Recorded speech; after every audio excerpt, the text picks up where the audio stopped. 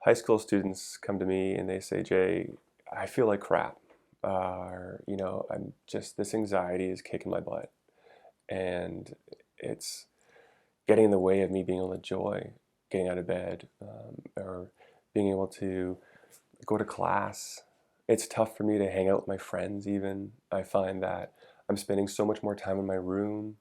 I find that I'm getting so irritable with my family, with my folks. We're getting into more fights.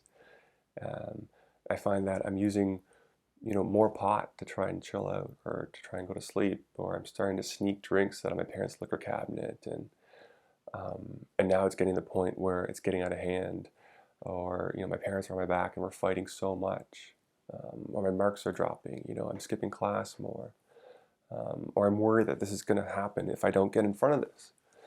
And so those students and I, we work together and we understand what that problem is, and I help them figure out this is what we can do, and let's figure out what's getting in the way from us being able to do this, because most of those kids are really smart. They can figure this stuff out, but they just need some guidance along the way, and sometimes that doesn't come from their parent, it comes from a therapist. So the first thing I want my high school students to know is that these conversations just are between us. It doesn't go anywhere else. It stays with the student and I.